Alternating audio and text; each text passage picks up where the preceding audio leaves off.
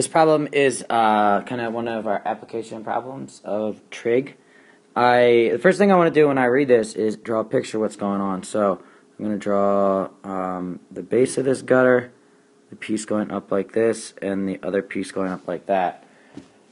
I got 21 inches, and then this over here is 6, and then this is also 6.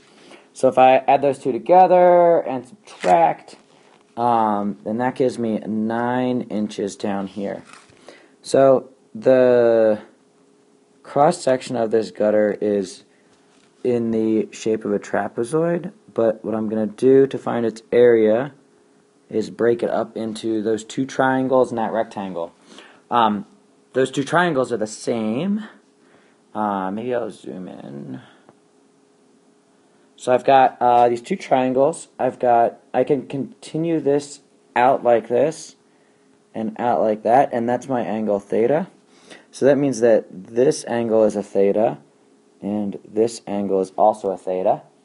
Lots of ways you can set this up, but I like to call this side length y for that triangle. That would also be the height of the trapezoid. And this guy y as well, since they're the same. And I do y because it's up and down, and usually y is an up and down variable. I'm going to make that length x because it's side to side. And its pair over here, x, is, they're exactly the same. So, what that leaves for this inner part here is 9. And now I'm going to find some areas. So I'm going to find the area of this triangle and this triangle, add them together, and then I'm going to find the area of this rectangle right here. So the total area is going to be equal to the area of the rectangle plus 2 of the triangles. So I'm now going to use some trig stuff to write the areas of the rectangles and the triangles. Actually, so I'll write one more line here. So what I get is that is equal to, well, the rectangle is going to be 9y because those are the dimensions y and 9. And then the triangle, well, it's 1/2 base times height, and well, yes, it's upside down. This angle right here is a right angle, so I can call that the base and this the height, and then that's the same thing. So I get plus 2 times 1/2 x times y, like that.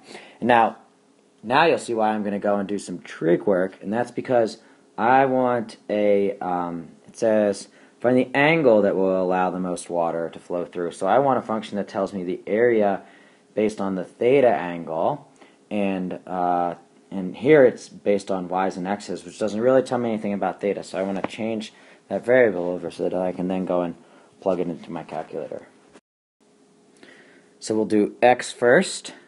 Actually, maybe I will. So I've got a larger version of that triangle there. That's just basically this guy right here, copied out in a bigger form. So the cosine of the theta is adjacent over hypotenuse. So I can write cosine of theta equals adjacent, which is x, over hypotenuse, which is 6. And if I multiply by 6, I get x equals 6 cosine of theta. And then similarly, I can do the sine of theta, and that's opposite over hypotenuse. So I get equals y over 6. And then if I multiply by 6 and shuffle around a little bit again, then I get y equals 6 sine of theta. So now what I can do is I have x in terms of a theta here, and that is going to replace this, and then the y right here in terms of theta, 6 sine theta, is going to replace both that and that guy right there. So what I get is that my area equals 9 times y is 6 sine theta. The 2 and the 1/2 cancel out, so I will cross them out. So I get plus x times y, so I'm going to multiply this guy by that guy. That gives me 6 cosine theta times 6 sine theta. And then now I'll simplify a little bit. So I get 54 sine theta plus, that gives me 36 sine theta times cosine theta. And it doesn't matter. I know that I went and I switched these guys, the sine and the cosine, but I don't know. It's just natural for me to go sine then cosine. So from here, I need to plug this into my calculator. So I'm not going to show a picture of what that would look like, but I'll draw it out. And I'll also explain why I choose my different window pieces. So if this angle down here is theta, then theta could be 0 or it could go all the way out to 180.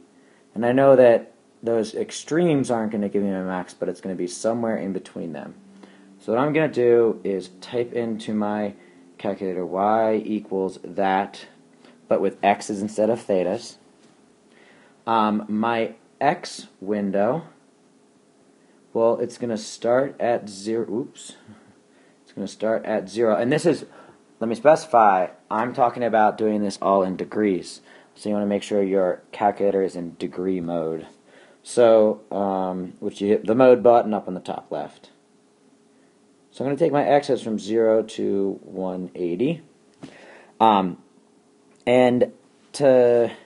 So my x window is going to look like this.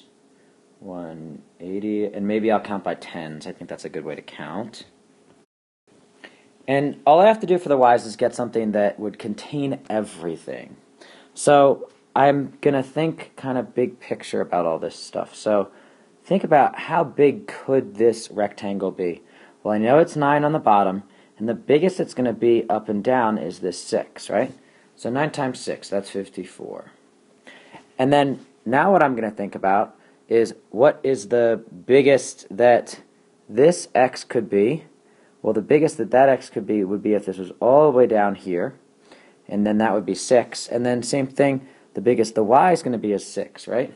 So I know that it would be impossible to have this be 54 while this other one is, well, 6 times 6. So that triangle plus this triangle could maybe somehow, it won't be more than 36, right? So I look at those two numbers and I say, I mean, I could add them and whatever, right? But I just want to do this really quickly, so I think, all right, well, those two are less than 100. So a good y window would be to go to 100.